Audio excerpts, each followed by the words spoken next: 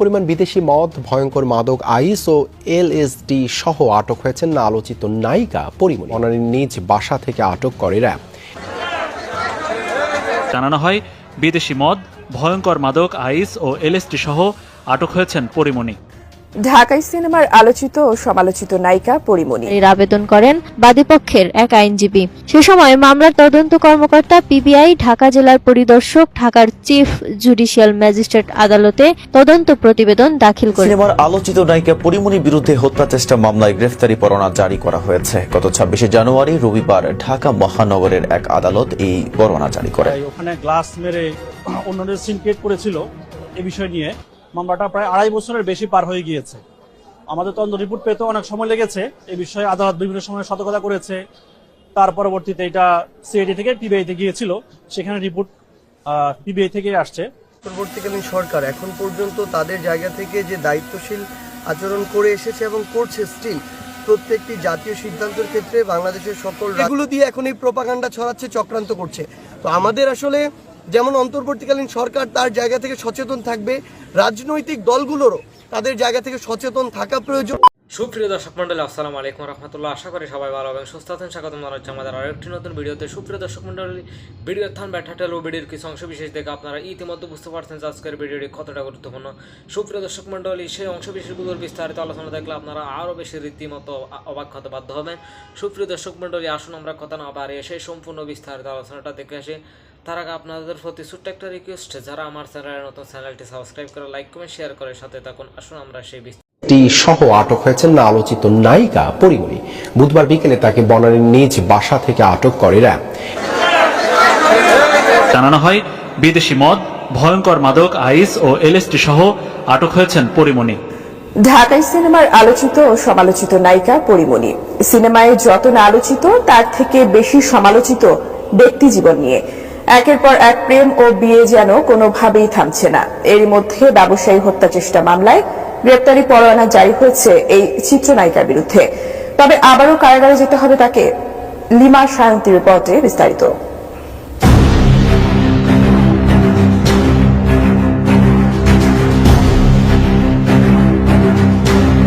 পরিমণি ও তার costume designer জিমের বিরুদ্ধে বোট ক্লাব সভাপতি ও ব্যবসায়ী নাসিরউদ্দিন মাহমুদকে মারধর ও ভয় ভীতি দেখানোর অভিযোগে মামলা হয় 2021 সালে। এ মামলার অন্য দুই আসামি হলেন পরিমণির সহযোগী ফাতেমাতুজ জান্নাত বনি ও জুনায়েদ বাগদাদি জিম।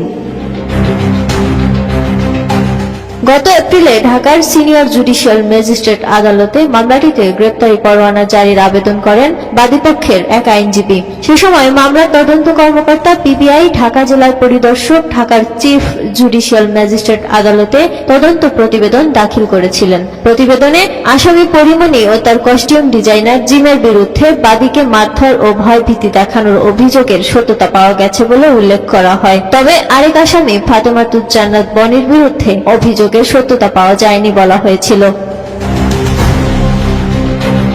মামলায় নাসিরউদ্দিনের অভিযোগ ছিল, পরিমণি ও তার সহযোগীরা অ্যালকোহল সেবনে অভ্যস্ত। তারা সুযোগ বুঝে বিভিন্ন নামি দামি ক্লাবে ঢুকে অ্যালকোহল পান করেন এবং পার্সেল নিয়ে মূল্য পরিশোধ করেন না বলে উল্লেখ ছিল সেই মামলায়। তাছাড়াও পরিমণি তার পরিচিত পুলিশ কর্মকর্তাদের দিয়ে মিথ্যা মামলা করিয়ে হয়রানির ভয় দেখান বলেও অভিযোগ ছিল। কাঠ ও পিভিসি ম্যাটেরিয়ালের সংমিশ্রণে তৈরি আধুনিক আনফুল উডিডো, কাঠের চেয়েও কঠোর। 2021 সালের 9 জুন রাত 12টার পর আসামিরা সাভারের বোট ক্লাবে এমনই একটি ঘটনা ঘটান বলে অভিযোগ বাদীর। এদিকে সেদিনের ঘটনার বর্ণনায় বাদী নাসিরউদ্দিন মাহমুদ ও তার সহযোগী শাহ শহীদুল আলম রাত 1:15 যখন ক্লাব ত্যাগ করছিলেন তখন পরিমণি উদ্দেশ্যমূলকভাবে নাসিরকে ডাক দিয়েছিলেন বলেও অভিযোগ আছে। এ ঘটনা ধামাচাপা দেওয়ার জন্যই সাভার থানায় বাদী হয়ে নাসিরউদ্দিন সহ দুজনের বিরুদ্ধে ধর্ষণ চেষ্টা ও হত্যা চেষ্টার অভিযোগ এনে মামলা করেন পরিমণি, যা সম্পূর্ণ ভিত্তিহীন বলে দাবি করেন নাসিরউদ্দিন।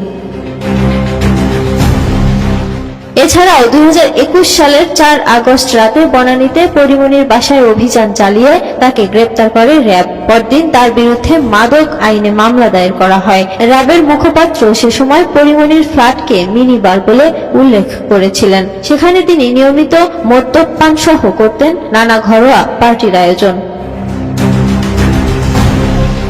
এই মামলায়ও অনেক জল খোলা হয়েছিল। মামলায় গ্রেপ্তারের পর নেওয়া হয় 3 দফা রিমান্ডে। বিষয়টি নিয়ে তুমুল আলোচনার মধ্যে হাইকোর্টও আলোচনায় তুলে 31 আগস্ট গাজীপুরের কাশিমপুর কারাগার থেকে মুক্তি পান পরী। ব্যক্তিগত জীবনেও একাধিক প্রেম ও বিয়ে নিয়ে বরাবরই আলোচনার তুঙ্গে থাকেন এই চিত্রনায়িকা। এদিকে গতরাতে পরীমণি তার ফেসবুকে একটি স্ট্যাটাস দিয়েছেন, যা নিয়েও শুরু হয় আলোচনা সমালোচনা। এতে তিনি লিখেছেন, এত চুপ করে থাকা যায় নাকি, পরাধীন মনে হচ্ছে, শিল্পীদের এত বাধা কেন আসবে, অনিরাপদ অনুভব করছি, এমন স্বাধীন দেশে নিরাপদ নই কেন আমরা সহ আরো কিছু প্রশ্ন। Desk report, ATN news. ঢাকায় সিনেমার আলোচিত নায়িকা পরীমণির বিরুদ্ধে হত্যা চেষ্টা মামলায় গ্রেফতারি পরোয়ানা জারি করা হয়েছে। গত 26 জানুয়ারি রবিবার ঢাকা মহানগরের এক আদালত এই পরোয়ানা জারি করেন। এটি পরীমণির বিরুদ্ধে একটি দীর্ঘ আইনি প্রক্রিয়ার আরেকটি গুরুত্বপূর্ণ মোড়। 2021 সালের জুলাই মাসে বোট ক্লাবের সভাপতি নাসিরউদ্দিন মাহমুদ, পরীমণি, তার কস্টিউম ডিজাইনার জুনায়েদ বুগদাদি ও তার সহযোগী ফাতেমাতুজ জান্নাত বনির বিরুদ্ধে অভিযোগ আনে। নাসিরউদ্দিন তার মামলায় উল্লেখ করেন যে পরীমণি ও তার সহযোগীরা অ্যালকোহল সেবনে অভ্যস্ত এবং তারা বিভিন্ন নামী ক্লাবে ঢুকে অ্যালকোহল পান করে এবং পার্সেল নিয়ে মূল্য পরিশোধ না করে চলে আসেন। এই অভিযোগের মধ্যে দিয়েই পরীমণির বিরুদ্ধে ধীরে ধীরে গুরুতর অভিযোগের পাহাড় গড়ে ওঠে, যার মধ্যে মারধর, হুমকি এবং হত্যা চেষ্টার অভিযোগও ছিল। মামলার তদন্ত প্রতিবেদন অনুযায়ী এই ঘটনার সত্যতা পাওয়া গেছে। পিবিআই ঢাকা জেলার পরিদর্শক মোহাম্মদ মনির হোসেন আদালতে জানান, পরীমণি এবং তার কস্টিউম ডিজাইনার জুনায়েদ বুগদাদি জিমির বিরুদ্ধে মারধর এবং ভয়ভীতি দেখানোর অভিযোগের প্রমাণ পাওয়া গেছে। তবে অন্য আসামি ফাতেমাতুজ জান্নাত বনির বিরুদ্ধে অভিযোগের সত্যতা পাওয়া যায়নি। এই মামলার ঘটনায় পরীমণি এবং তার সহযোগীরা নাসিরউদ্দিনকে মারধর এবং হত্যার হুমকি দেন এবং বোট ক্লাবের ভাঙচুরও ঘটান। পরবর্তীতে পরীমণি সাভার থানায় নাসিরউদ্দিন এবং তার সহযোগীদের বিরুদ্ধে ধর্ষণ চেষ্টা ও হত্যা চেষ্টার অভিযোগ তুলে মামলা করেন। তবে এই মামলার পর তদন্তের ফলাফলে দেখা যায় যে পরীমণির বিরুদ্ধেই গুরুতর অভিযোগের সত্যতা পাওয়া গেছে। এর প্রেক্ষিতে গ্রেফতারি পরোয়ানা জারি হওয়ার ফলে পরীমণির বিরুদ্ধে আইনি পদক্ষেপ আরো দৃঢ় হচ্ছে। যদিও পরীমণি বিভিন্ন সময়ে তার বিরুদ্ধে ওঠা অভিযোগগুলো অস্বীকার করেছেন এবং দাবি করেছেন যে তাকে হেনস্থা করার জন্যই এসব অভিযোগ করা হয়েছে। এই পরিস্থিতিতে পরীমণির আইনজীবী এবং তার পক্ষে দাঁড়িয়ে থাকা ব্যক্তিরা চেষ্টা করছেন মামলাটি অন্যদিকে মোড় ঘুরিয়ে দিতে। তবে আইনি লড়াইয়ের মধ্যে দিয়েই এই মামলার ফলাফল কি হবে তা সময় বলে দেবে। এতক্ষণ সাথে ছিলাম মেহেদি হাসান, ফেস দ্য পিপলের সাথে থাকা। ব্যবসায়ী নাসিরউদ্দিন মাহমুদের করা হত্যা চেষ্টা মামলায় চিত্রনায়িকা পরীমণির বিরুদ্ধে অভিযোগ গঠন করে বিচার শুরুর আদেশ দিয়েছেন আদালত। একই সঙ্গে তার বিরুদ্ধে গ্রেপ্তারি পরোয়ানা জারি করা হয়েছে। রোববার 26 জানুয়ারি ঢাকার চিফ জুডিশিয়াল ম্যাজিস্ট্রেট আদালত তার সময় আবেদন নামঞ্জুর করে এ পরোয়ানা জারি করেন। এ তথ্য নিশ্চিত করেছেন পরীমণির আইনজীবী নীলাঞ্জনা রিফাত সুরভি। গত এপ্রিলে ঢাকার senior judicial magistrate M Saiful ইসলামের আদালতে গ্রেপ্তারি পরোয়ানা জারির আবেদন করেন বাদীপক্ষের আইনজীবী আবুল কালাম মোহাম্মদ সোহেল। বোট ক্লাবের সভাপতি ব্যবসায়ী নাসিরউদ্দিন মাহমুদ বাদী হয়ে 2021 সালের 6 জুলাই ঢাকার সিনিয়র জুডিশিয়াল ম্যাজিস্ট্রেট রাজীব হাসানের আদালতে পরীমণি সহ 3 জনের বিরুদ্ধে এ মামলা করেন। মামলায় নাসিরউদ্দিন উল্লেখ করেন, পরীমণি ও তার সহযোগীরা অ্যালকোহল সেবনে অভ্যস্ত। তারা সুযোগ বুঝে বিভিন্ন নামিদামি ক্লাবে ঢুকে অ্যালকোহল পান করেন এবং পার্সেল নিয়ে মূল্য পরিশোধ করেন না। মামলায় আরো উল্লেখ করা হয়, পরীমণি ও তার সহযোগীরা তাকে মারধর ও হত্যার হুমকি দিয়েছেন ও বোট ক্লাব ভাঙচুর করেছেন। এ ঘটনা ধামাচাপা দেওয়ার জন্য পরীমণি সাভার থানায় বাদী নাসিরউদ্দিন সহ 2 জনের বিরুদ্ধে ধর্ষণ চেষ্টা ও হত্যা চেষ্টার অভিযোগ তুলে মামলা করেন। সাবরিনা জলিল, সবার কথা। 2022 সালের মাঝামাঝি যে মামলাটা করেছি, নাসিরউদ্দিন সাহেবকে পরীমণি হত্যা চেষ্টার উদ্দেশ্যেই ওখানে গ্লাস মেরে অন্যদের সিন ক্রিয়েট করেছিল। এই বিষয় নিয়ে মামলাটা প্রায় 2.5 বছরের বেশি পার হয়ে গিয়েছে। আমাদের তদন্ত রিপোর্ট পেতে অনেক সময় লেগেছে। এই বিষয়ে আদালত বিভিন্ন সময় সতর্কতা করেছে। তার পরবর্তীতে এটা সিআইডি থেকে পিবিআইতে গিয়েছিল, সেখানে রিপোর্ট পিবিআই থেকে আসার পরে মামলাটা চার্জের জন্য যখন আসলো প্রথম রাইটে আমাদের যে আসামি পক্ষ 3 জন ছিল আসামি আমাদের, শামসুন নাহার স্মৃতি ওরফে পরীমণি, ফাতেমাতুজ জান্নাত বনি আর একজন ছিল জুনায়েদ, বগদাদি, জিমি। এর মধ্যে 2 নং যিনি আসামি ফাতিমুজ্জানাত বনি, ওনাকে তদন্ত রিপোর্ট থেকে বলেছে যে ওনার সংশ্লিষ্টতা ওনার সাক্ষ্য প্রমাণে পায়নি। হ্যাঁ, ওনাকে অব্যাহতির সুপারিশ করেছে, রিকমেন্ড করেছে ওনাকে অব্যাহতির জন্য বনিকে। আর যে পরিমণি যিনি বললেন, পরিমণি 1 নং, আর 3 নং হচ্ছে জিমি।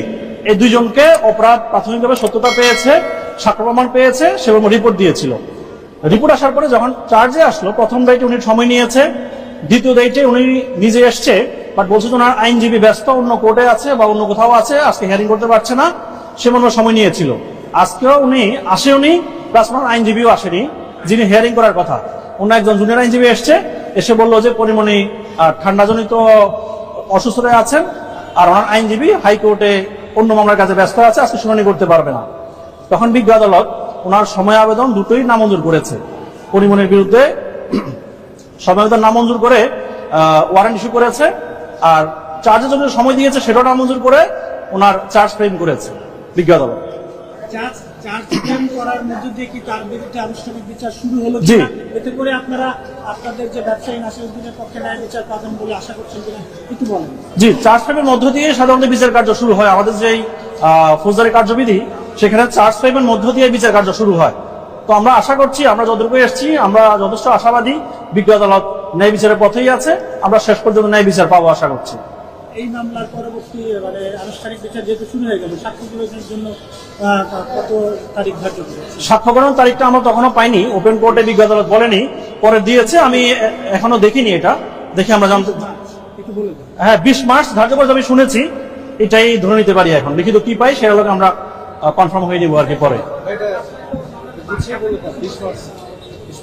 জি জি, পরবর্তী ধার্য তারিখ 20 মার্চই ধার্য করেছে সাক্ষী গ্রহণের জন্য।